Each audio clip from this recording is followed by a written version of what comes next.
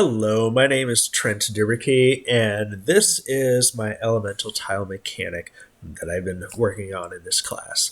I was really excited to work on this mechanic. I knew I wanted to go with the elemental tiles just because I'm a big, fantasy RPG, with like Final Fantasy and stuff like that, where you use a lot of elements to use, protection and counteract with one another. So that's what I went with. So let me go ahead and show you how my mechanic works in the game, and then I'll go ahead and break down the blueprints and how I put everything together for you. All right, so let's just get this loaded up here.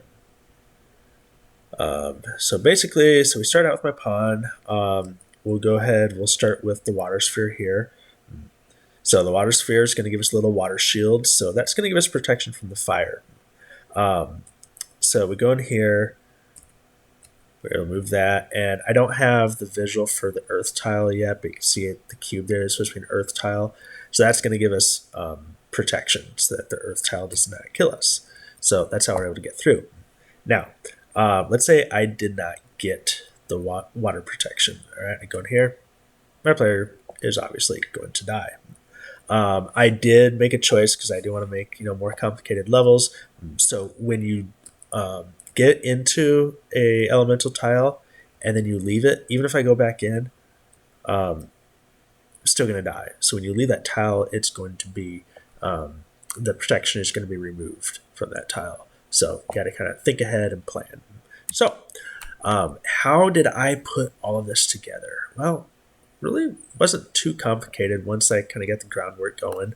So I just made a child blueprint of the tile, and so basically I use the event of on entered. So when it enters, when the pawn enters the water tile, basically I'm going to cast to the entity player, the pawn character.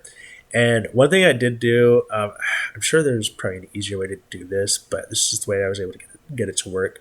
I created 3 variables in my fire tile.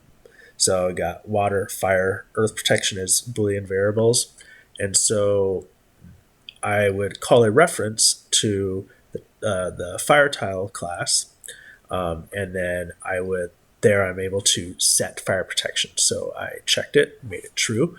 And then once the fire protection is set, what I did is on my entity player, let's see if I can find here, go to the viewport. So I made a water shield and a fire shield, and I basically just put it over my player, and I just, as default, I turn the visibility off.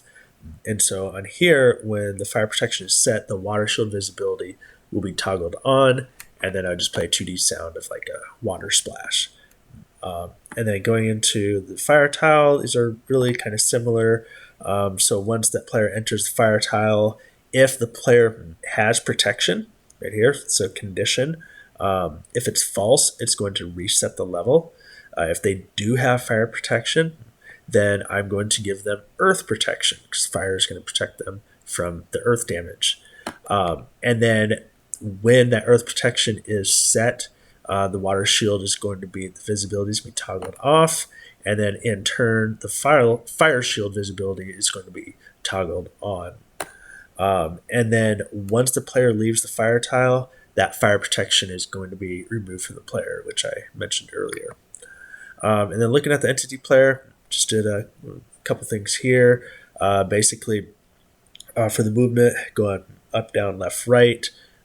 If they have the fire protection, which is the water shield, then I just made a simple 2D sound of the water sound of them moving that you heard earlier when I was playing the game.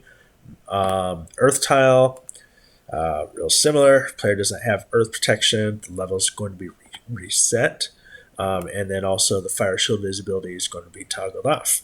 So yeah, that is my mechanic, and I'm pretty excited to see where else I'm going to be taking this by the end of the class and working with my next classmate's mechanic and putting them together. And yeah, so thank you very much.